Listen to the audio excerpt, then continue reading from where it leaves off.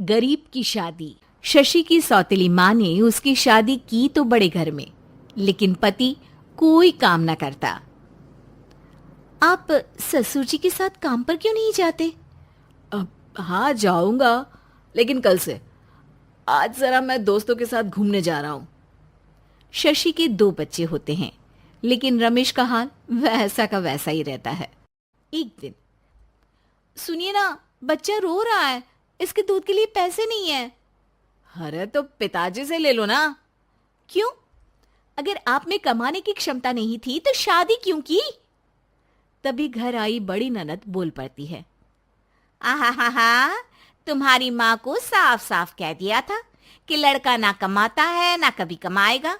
हम 4 बहनें हैं इसका ख्याल रखने के लिए, और पिताजी का इतना सारा पैसा, तुम्हें किस चीज की कमी रखी है? लेकिन थोड़े ही सालों में तकदीर बदल जाती है। शशि का ससुराल गरीब हो जाता है। सब बिकने के बाद शशि अपने पति, बच्चे और सास के साथ किराए के मकान में आ जाती है। मैं कोई नौकरी करना चाहती हूँ दीदी। अरे इतने बड़े घर की बहू थी शशि, तुम नौकरी करोगी? नहीं नहीं नहीं नहीं। नहीं करूंगी तो घर कैसे चलेगा? बच्चों को भी तो पालना है ना। तभी शशि का भाई आ जाता है। शशि, ये ले राशन का सामान, किसी भी तरह की कोई भी जरूरत हो तो बताना। भाई, अब मैं नौकरी करूंगी। देख बहन, वैसे तो मैं तेरे साथ हूं, लेकिन हाँ, मैं ये भी चाहता हूं कि तू अपने पैरों पर खड़ी हो जा। शशि को एक प्ले स्कूल में छोटे बच्चों को संभालने की नौकरी मिल जाती है। एक दिन, शशि, मेरे स्कूल को अब तुम संभाल लो। मैं कुछ दिनों के लिए अपने बेटे के पास जा रही हूं। लेकिन प्ले स्कूल अकेले मैंने कभी नहीं संभाला है। अब ये सब मैं नहीं जानती। इतने महीनों में तूने जो देखा, बस पूरे आत्मविश्वास के साथ उसे करना। शशि नीलम के जाने के बाद पूरे 1 महीने उसका स्कूल अकेले संभालती है, और फिर एक दिन आता है जब वो अपना खुद का स्कूल भी खोल लेती है।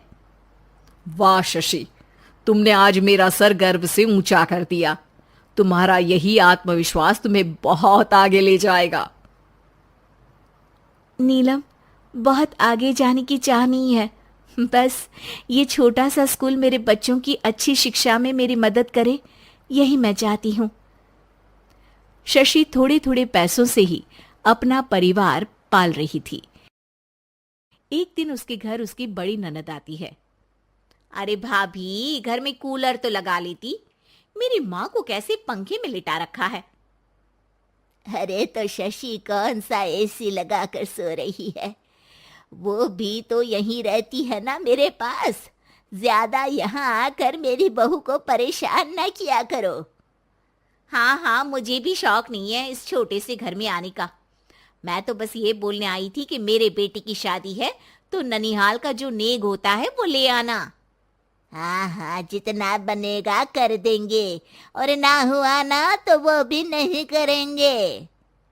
तभी शशि बोल पड़ती है। अरे नहीं नहीं माँ जी, रीटा घर की बेटी है, उसके ससुराल वाले उससे शादी पर पूछेंगे कि मायके से क्या मिला। रीटा, तुम मुझे सामान की लिस्ट भेज देना, मैं पूरी कोशिश करूंगी कि तुम्हारी हर डिमांड को पूरा करे।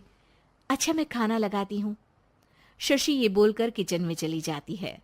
धीरे धीरे कर शशि किसी न किसी तरह अपनी सारी ननदों की डिमांड भी पूरी करती, बच्चों की ख्वाहिशें भी, और उनकी पढ़ाई के लिए पैसे जोड़ती। एक दिन जब शशि का बेटा 12वीं पास करके आता है।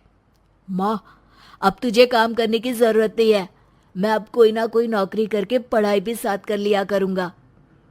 शशि को लगता है कि बेटा और आगे पढ़ाई करे, लेकिन वक्त की मार के कारण वो बेटे को काम के लिए हाँ कर देती है। अब बेटा एक बैंक में चपरासी बन जाता है। लड़का देखने में तो बड़ा अच्छा है, अंग्रेजी भी पटर पटर बोलता है, फिर चपरासी क्यों? लड़का सारी बात मैनेजर को बता देता है। अच्छा, तो मैं तुझे एक मौका देता हूँ। तू यहाँ रहकर दूसरे डिपार्टमेंट का भी काम सीख। अगर तू किसी एक का भी काम अच्छे से सीख गया तो मैं तुझे यहाँ टेबल चेयर में बैठने वाली नौकरी दे दूंगा। लेकिन एक दिन शशि की ननद उसे फोन करती है। अरे भाभी, देखो मायका तो मेरा तुम लोगों से ही है।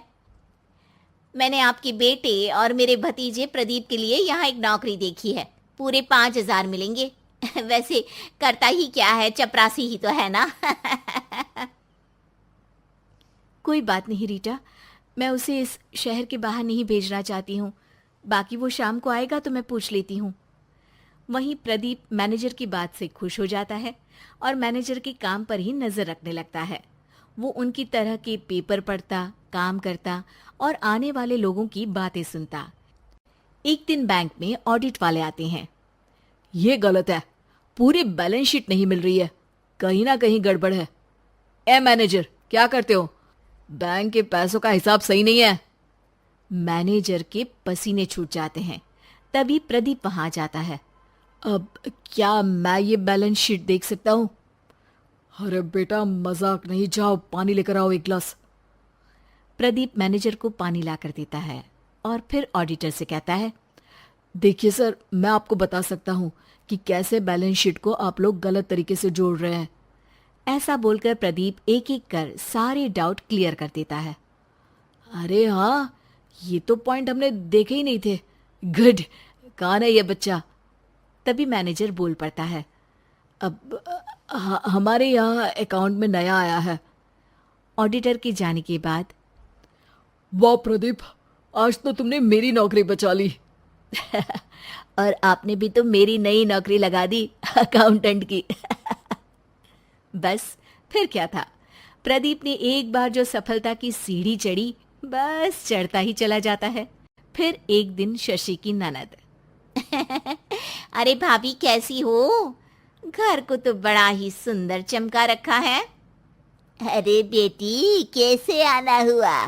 तू तो इस छोटे से घर में आना भी नहीं चाहती थी। कोई खास काम है क्या? अब हाँ, वो माँ, मेरा जो मजला बेटा है ना, वो अकाउंट से पढ़ाई कर रहा है, तो प्रदीप से बोलकर उसकी भी कहीं अच्छी नौकरी लगा दो ना। सास और शशि समझ जाते हैं कि कैसे पैसे आते ही लोगों के बात करने के तरीके से लेकर रिश्ते निभाने तक में बदलाव आ जाता है।